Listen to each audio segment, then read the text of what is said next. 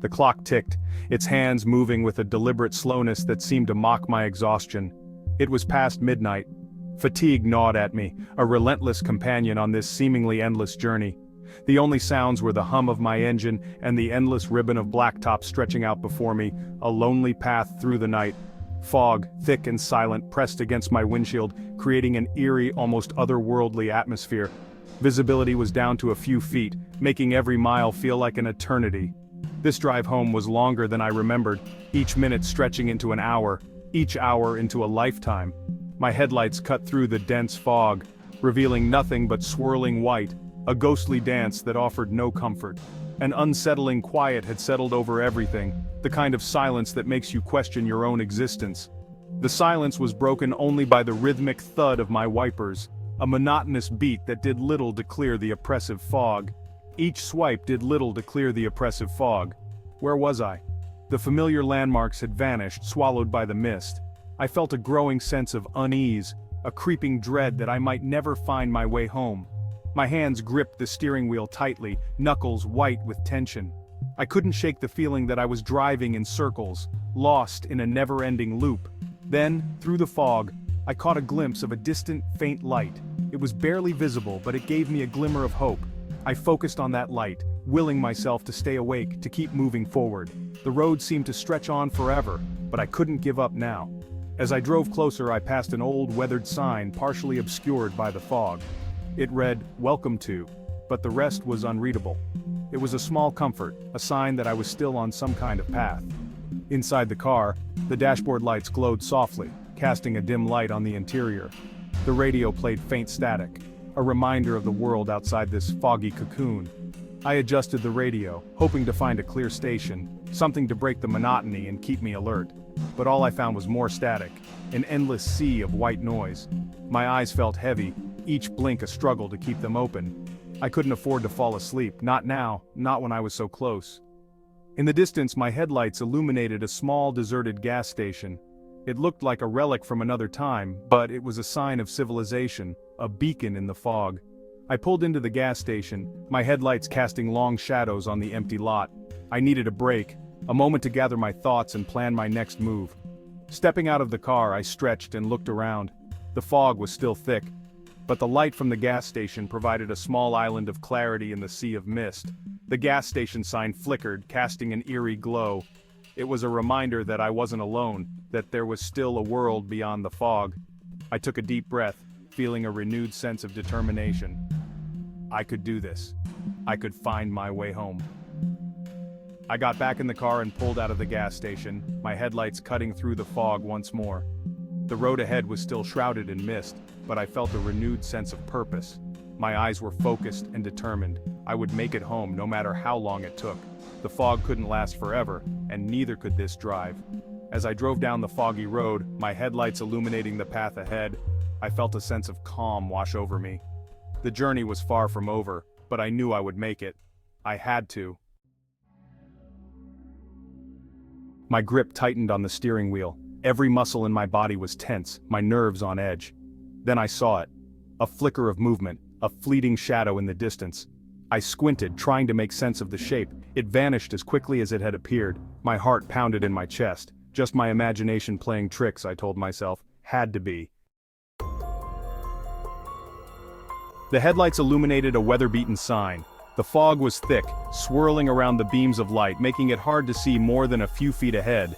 The road had been empty for miles, and the silence was only broken by the hum of the engine and the occasional rustle of the wind through the trees.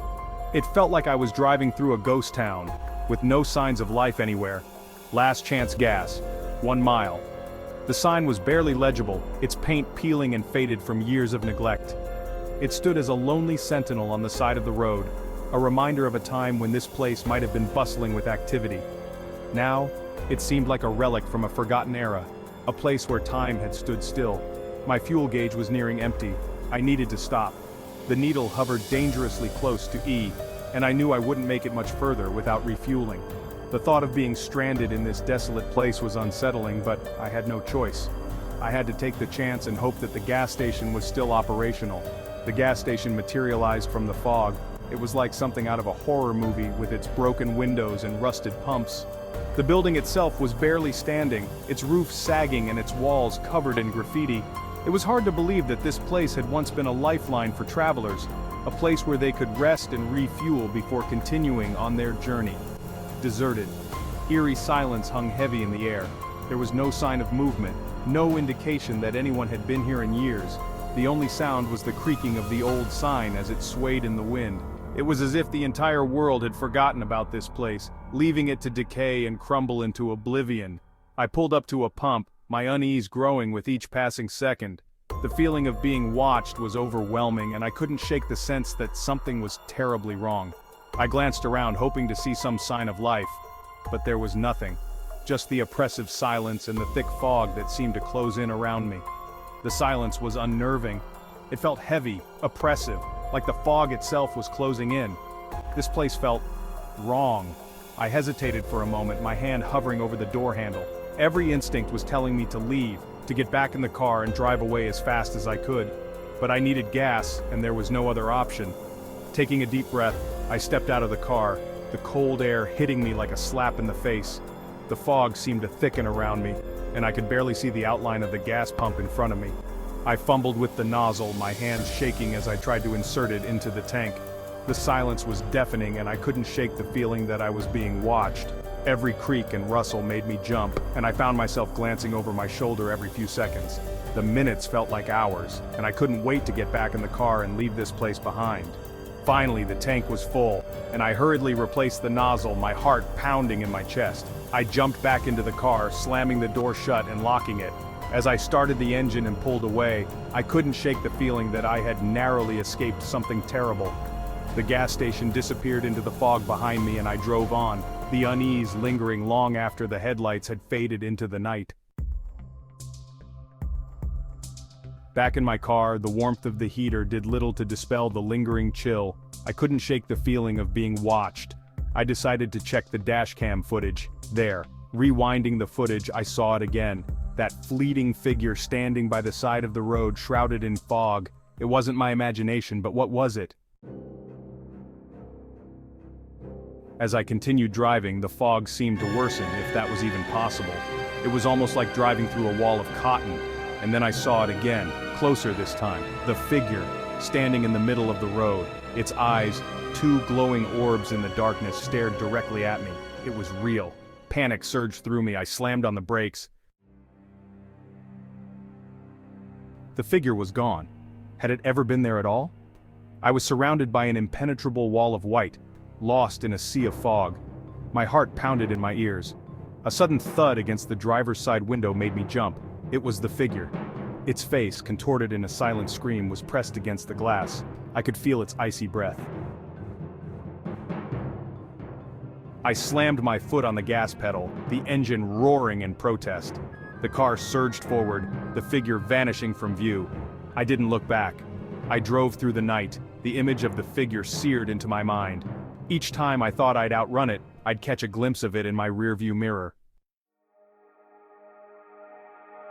The first rays of dawn pierced through the fog as I finally reached the outskirts of town.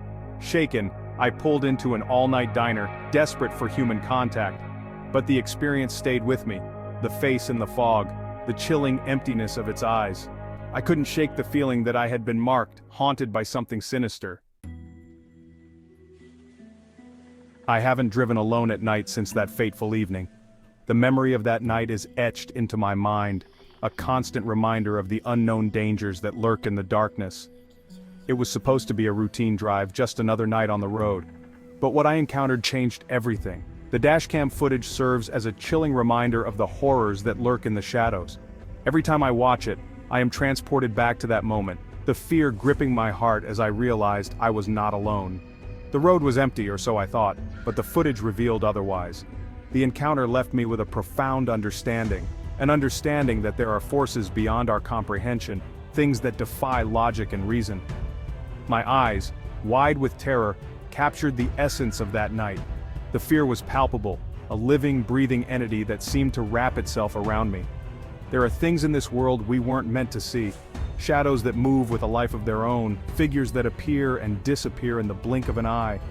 That night, I saw something that defied explanation, a silhouette that seemed to be watching, waiting. It was as if the darkness itself had come alive. Things that go bump in the night, the sounds that we dismiss as the creaking of an old house or the rustling of leaves in the wind. But what if those sounds are something more? What if they are the whispers of the unknown, the echoes of things that exist just beyond our perception? Be careful when you drive alone in the dark. The road may seem empty, but you are never truly alone. The darkness hides many secrets, and not all of them are benign. The headlights of your car can only pierce so far into the night, leaving vast stretches of shadow where anything could be lurking. You never know what might be watching from the fog. The mist that clings to the road can conceal many things, turning familiar paths into treacherous journeys. As you drive through the fog, keep your eyes open and your senses sharp. For in the fog, the line between reality and the unknown blurs, and you may find yourself face to face with the inexplicable. That night my hands trembled on the steering wheel, my eyes darting nervously to every shadow. Every flicker of movement sent a jolt of fear through me. I could feel the weight of unseen eyes upon me, a presence that seemed to grow stronger with every passing moment. I pressed my foot down on the accelerator, desperate to escape the oppressive feeling of being watched. The car sped up, the headlights cutting through the darkness, but the sense of dread only intensified. It was as if the night itself was alive, a malevolent force that sought to consume me. I glanced in the rearview mirror, hoping to see nothing but the empty road behind me. But for a brief moment I saw a fleeting shadow, a figure that seemed to vanish as quickly as it appeared. My heart raced, and I knew that whatever it was still out there, watching, waiting. When I finally reached home, I rushed inside, locking the door behind me. The safety of my home felt like a fragile illusion, the walls offering little comfort against the unknown. That night, I lay awake, haunted by the memories of what I had seen, the fear refusing to let go. Now every time I look out of my window at night, I am reminded of that drive. The dark street outside holds a new sense of menace, the shadows hiding secrets that I can never unsee. I have learned to respect the night, to understand that there are things in this world that we are not meant to comprehend. So, as you go about your life, remember this warning. The night is not as empty as it seems. There are things that move in the darkness, things that watch and wait. Be cautious, be aware, and never take the safety of the light for granted. For in the darkness, the unknown awaits, and it is always watching.